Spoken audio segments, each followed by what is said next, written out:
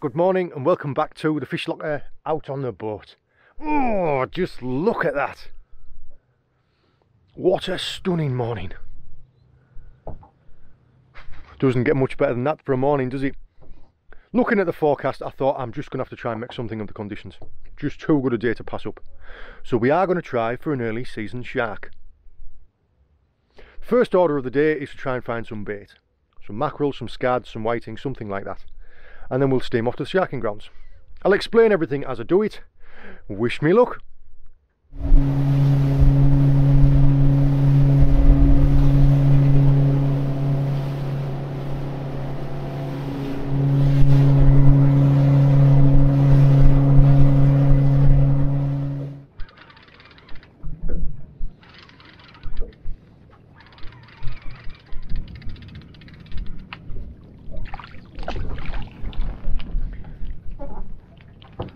Those are scad, or horse mackerel. Now those are a little bit small, but right now they'll do. With maybe half a dozen hook baits, half a dozen decent hook baits to get us started.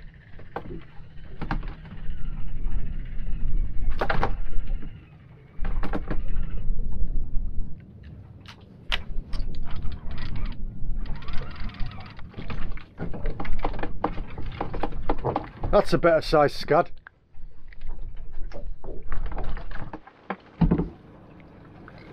Yep, that'll do. Well, that's bait taken care of. Let's get going.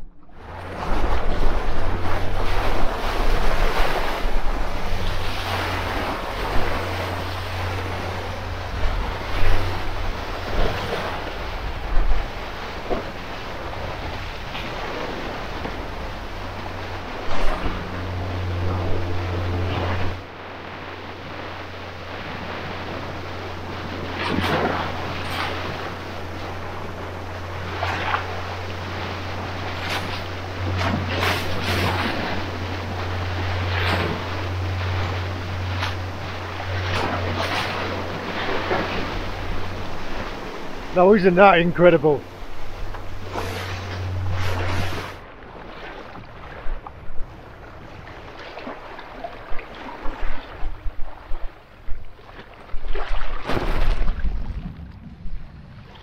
Keep it out of the ocean.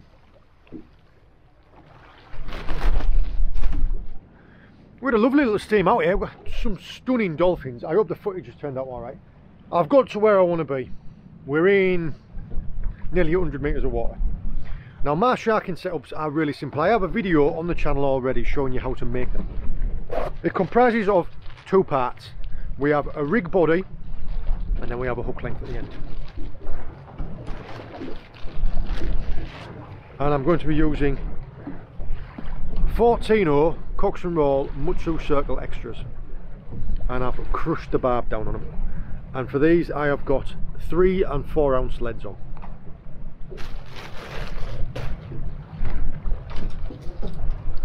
The main setup I'm going to be using, this is my standard setup that I've had for a few years, is a quantum carbo and a 250 gram popping rod. And I'm also going to be experimenting with a new reel that I've got for this and for taupe fishing. This is a Spinfisher live liner and it has the bait runner function, which I'm hoping to trial out today. And I'm using the Abo rod that I found in my garage that I've had for a couple of years. Now, the fundamentals of sharking, to make sure that you have a successful day, I would say that 80% of it is the chum slick. And that's, I have a video actually showing you how to make my chum, believe it or not. Chopped up fish, bran, fish oil, loads of people have their own little secret recipes. I put mine in an old laundry sack and I'll have it over the side, and what it does is it creates a scent trail. It creates like a long road of scent that would lead fish to your baits. So I'm going to get it all set up, we'll get fishing, and then I'll talk to you again. Right, we're ready to start fishing. Got my chum bag over the side, and I don't know if you can see, but it's creating like a greasy slick up the water in that direction. We are drifting that way, so my baits are going to be going off this side of the boat. I have a nice small I have a big visible float, then I have my trace body with my lead on, and then front bait I've got one of the scad flappers. And all I'm going to do is I'm just going to run this out down the slick.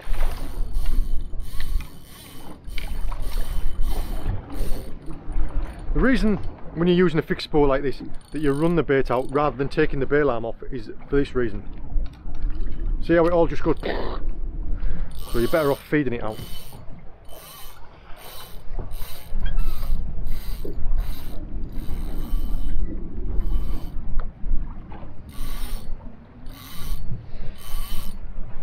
I'll run these, I'm going to fish 2 rods, 2 baits. I'm going to run one out to a distance and have one in close. Generally, the further rod you fish deeper, just because as scent comes away from your bag, it sinks. So you want your further float deeper.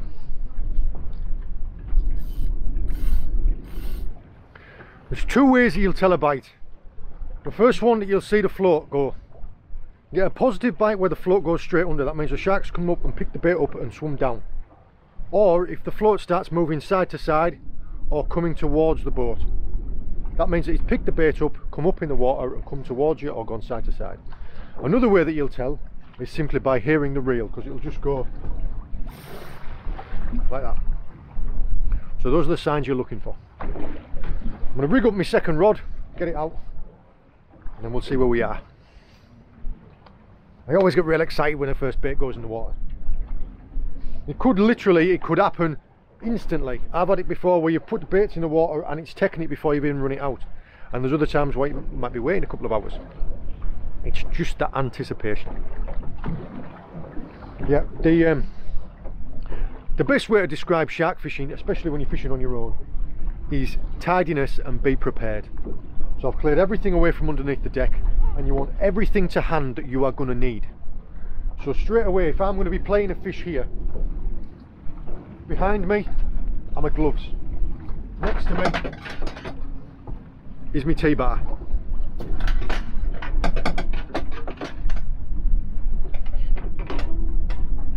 You want everything to hand, because when you're playing potentially a 100, 150, 200 pound fish, you haven't got the luxury of being able to mess about with stuff. I'm going to try bringing up a secondary camera on the side of the boat. We will see how that works. I'm all ready to go now. I've got my second setup set up. But I have a very special float.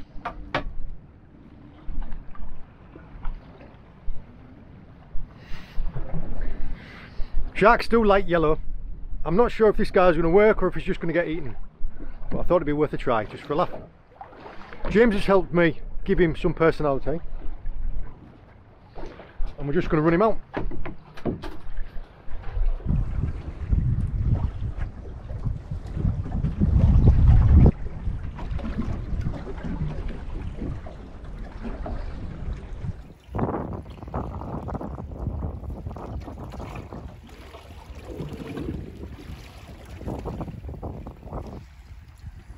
You see the chum slick running up there. Good luck, Donald. Oh, he sits perfectly as well. When fishing for sharks, you can also fish for other things at the same time. Like what I'm going to do at the moment is, because we're going to be drifting over an area of pretty clean ground, I'm going to fish some baited feathers on the bottom, see if I can't pick up some whiting, maybe some haddock, some gurnards, that type of thing. The only thing that you need to be mindful of is that in deep water, if you've got a set of feathers on, you're not going to get any warning if a shark comes, so you're going to end up with too many rods in the water at the same time. So you just need to bear that in mind. The baits on the bottom are bringing in a steady stream of nice sized whiting, but because we've got wind against tide, I've got 12 ounces of lead on and it's just screaming away. And I'm spending about 10 seconds on the bottom in like 92 meters of water, so it's an awful lot of winding for not very many fish. Picked up a lovely red grunter now.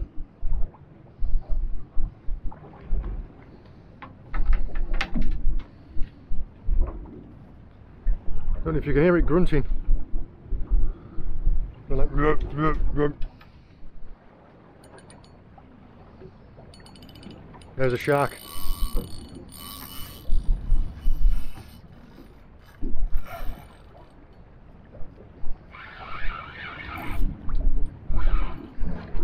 I've just brought this rod in to change the bait over.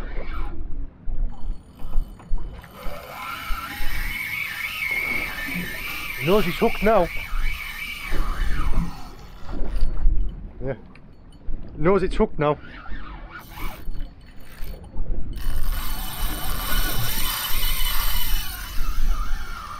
That's more like it.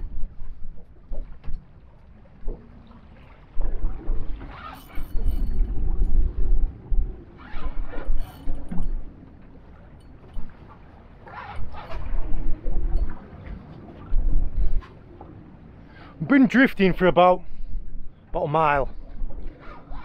And I said to myself, alright, well, I'll catch one more whiting and then I'll bring these rods in and I'll change the bait. Brought in the furthest rod, put on a fresh whiting, dropped it out, and you know, I was just saying that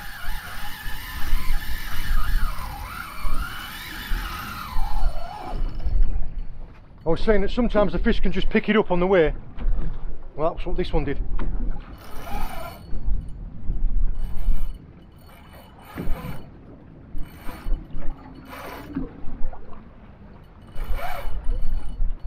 This feels like a decent fish, this.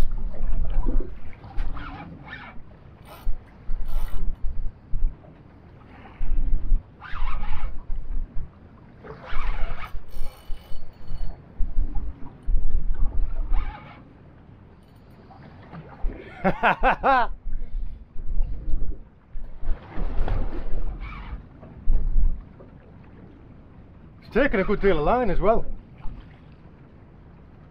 You on this channel, John?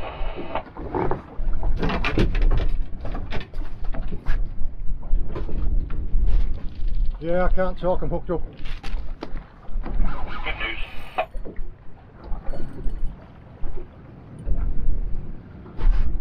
There are a couple of other boats fishing around in this area. We all kind of coordinated as a bit of a safety net to each other.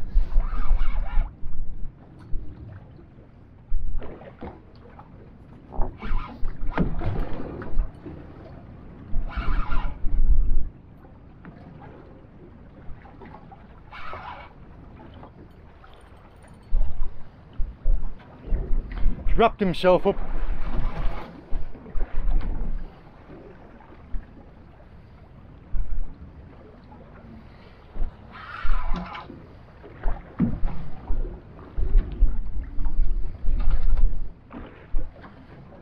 By piling on the pressure, you can sometimes help them unwrap.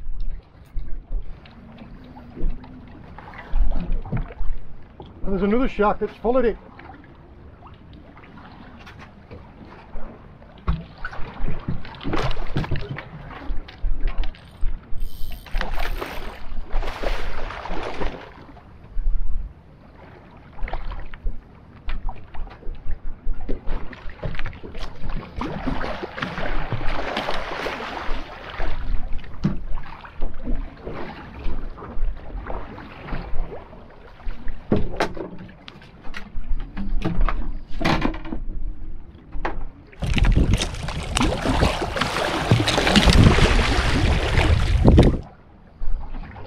It's all lassoed itself up. Come on, turn over, turn over.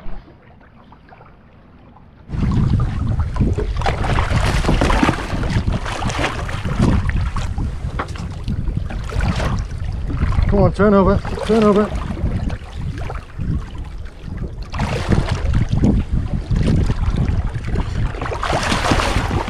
There she goes.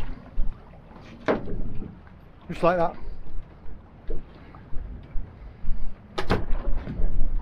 Now I have got a camera over the side of the boat. Hopefully the footage there will have shown you that fish. Yeah, it was all wrapped round itself, so it was better just to unhook it at the side of the boat. As I managed to pull all the trace away from it, just unhooked itself. Well, yeah, we're off the board. I would say that fish was probably 45 to 50 pound. And we're in again.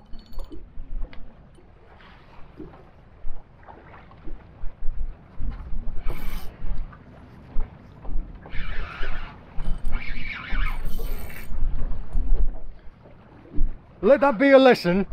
When you get the opportunity to change your battery, change it.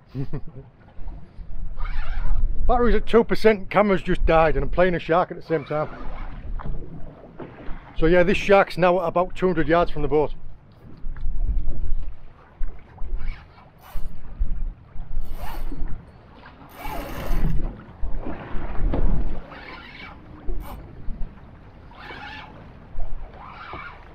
I don't know if you can tell, but it's actually dragging me backwards.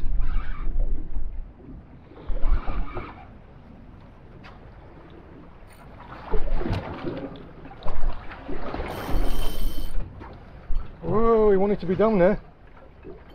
Locker, locker, locker, this is Lucy, Lucy, Lucy. You got your radio on? Doesn't sound like a Lucy.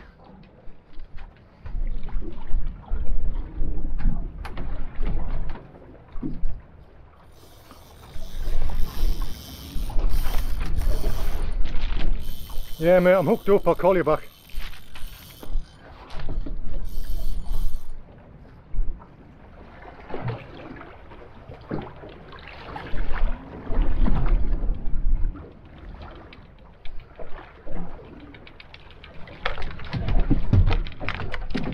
Got it. Got it! This one's actually got some other hooks stuck in its face. It's got some mackerel feathers. I'm going to bring this one aboard to unhook it.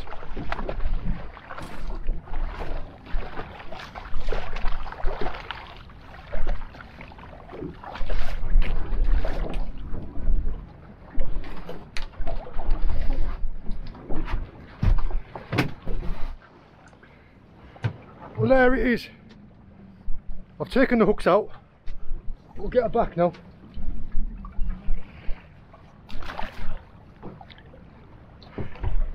Yeah, I've rolled my sleeves down and all the commotion, it's rolled it back up and that's rubbed my arm up. I will try and unhook as many as I can on the side of the boat, but that one had some like mackerel feather hooks stuck inside of its face. So I brought it aboard to take all them out. We'll put it back. You saw there though, I didn't drag it over the gunnel. I lifted it straight out, just placed it on the deck. Because they have no rib cage, they have no bones. So if you're pulling them over a gunnel, it can damage their internal organs. And they might swim away, but likely is that they'll die a few days later. Right, let's get this chum slick refreshed, get these baits out. Yeah, that was crazy, all at once. There was 2 or 3 sharks swimming round together. So yeah, that's often what you'll find. Let's go. Now that I've got my life, back in order, this is literally all I was doing. Just flap it off one of the whiting and just run it onto the hook, like that.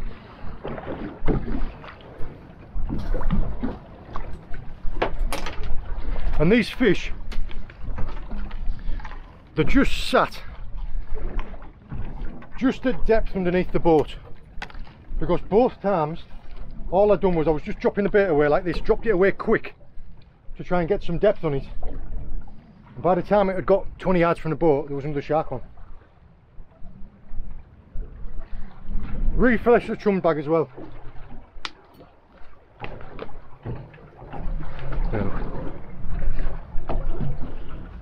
Smells delicious.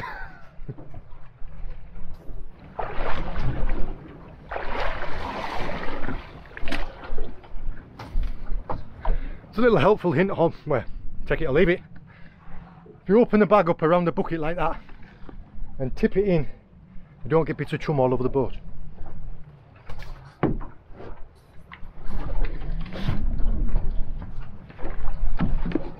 Just like that.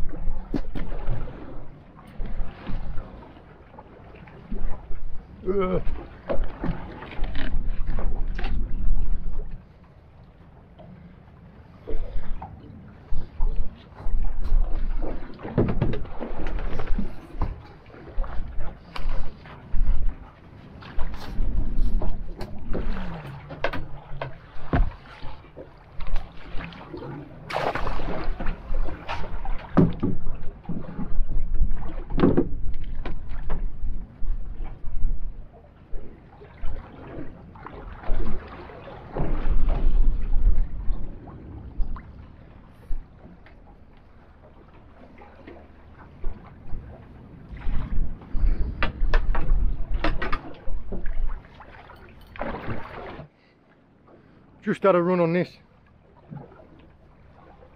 I'm thinking it's probably going to be a little fish. Because all it did was, there it goes again, look. See that? So what you do is you tighten down the drag.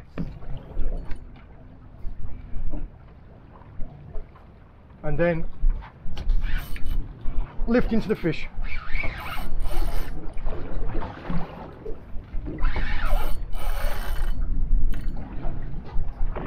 So you saw I didn't strike, I just lifted into the fish, which sets the circle hook.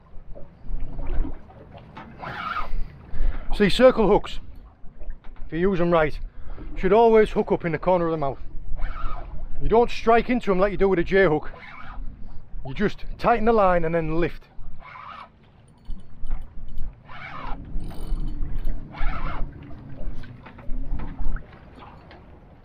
No, don't wrap up.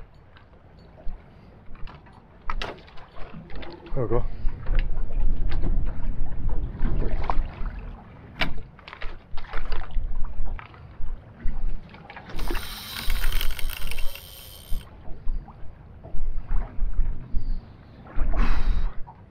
I'd put money on this one being a male. This is bigger as well. This will be closer to £60.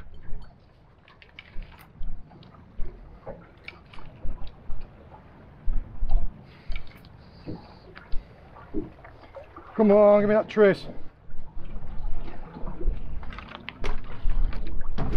Nice, I've got you now.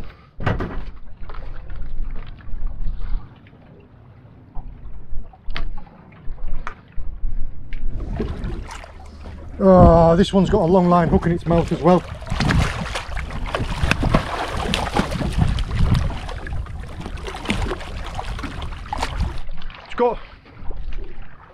It's got a length of a long line hook in its mouth. I'll have to bring this one aboard as well.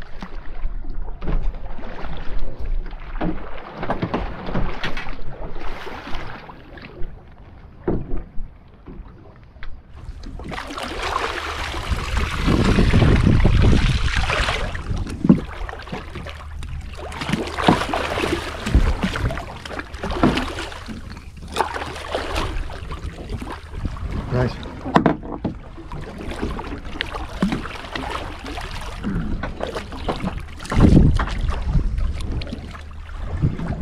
Poor bugger.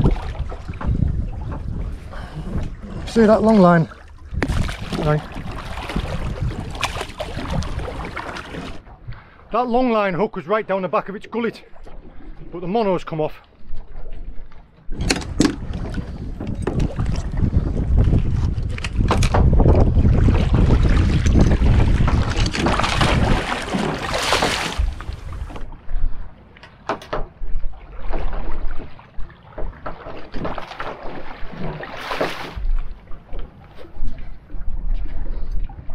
Just like that. When the hook's in, all you do is turn it and pop it. Oh, yeah. That long line hook and mono, that'll have been off a Spanish longliner.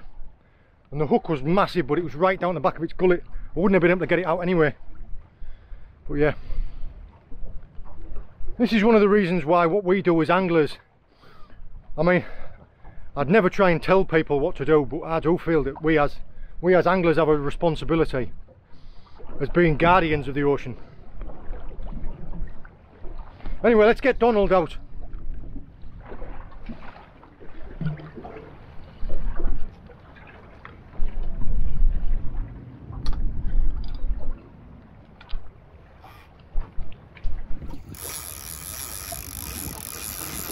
There's a bite.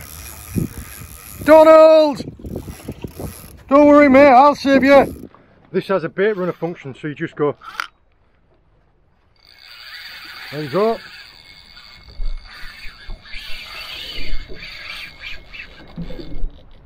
Whoa.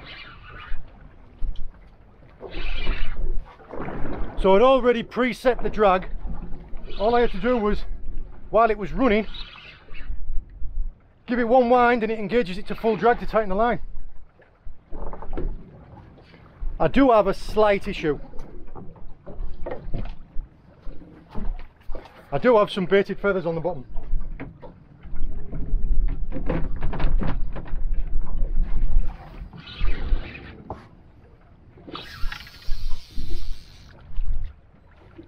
Right.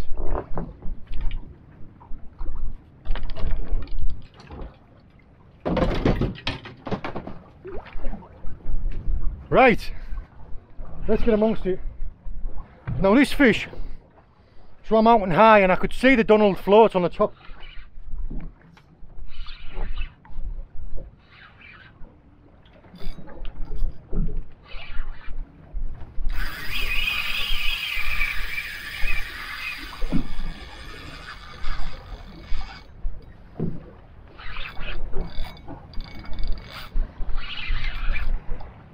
Oh, I can just see Donald. There he is coming up.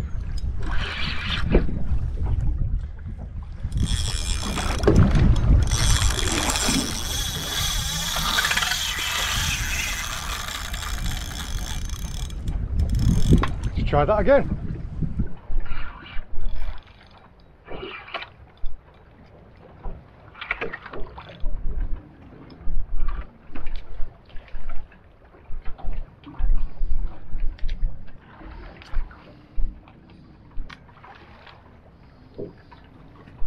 Oh, they've been a cracking stamper fish today.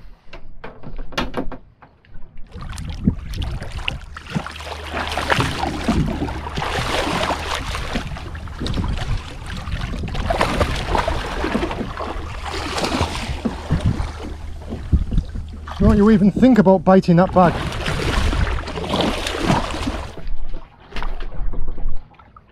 This is another reason why it's good to have detachable hook lengths.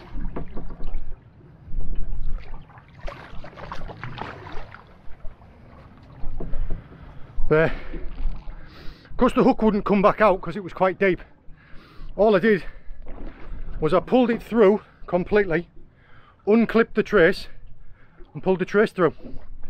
So instead of bringing the hook out the traditional way, pull the hook out completely and pull the trace through. Right, they've all been really stubborn today.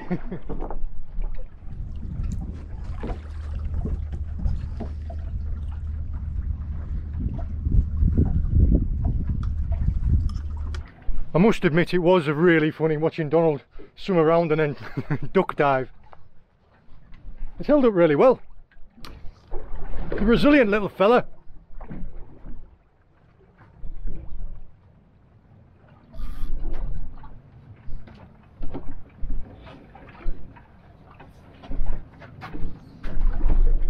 Yeah, this bait runner function worked perfectly. Whew.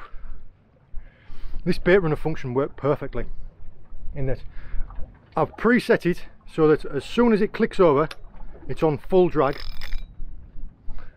And when it was set, look, just back one click there.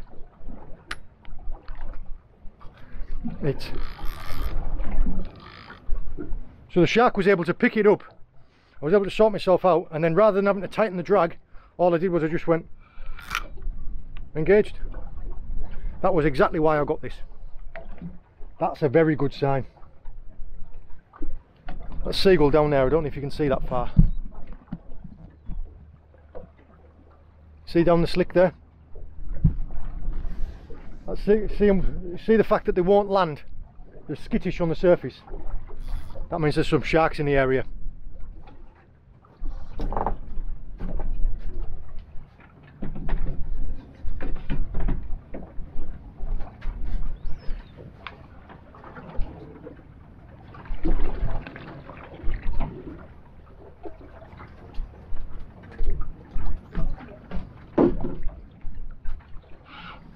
Got a shark playing with Donald, but at the same time he was drawing the line away to where the other float was.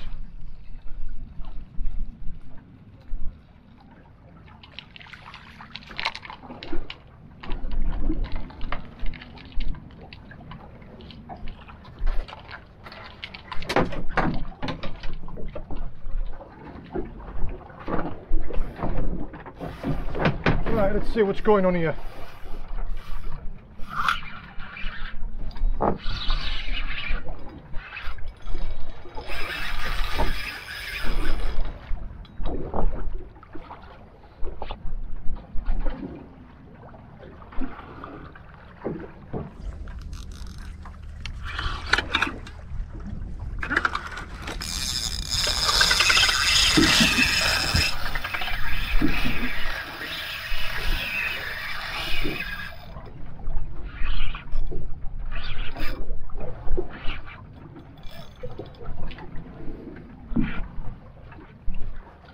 Oh no, Donald's just hanging on.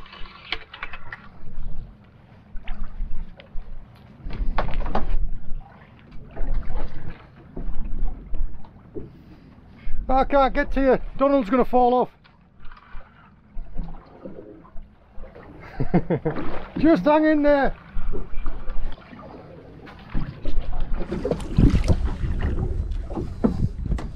Yes. Well done, mate.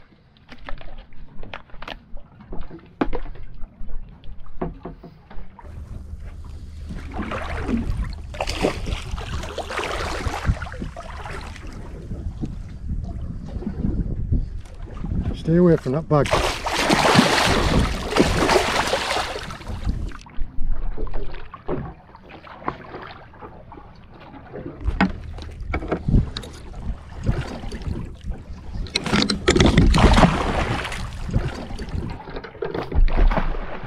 Just like that.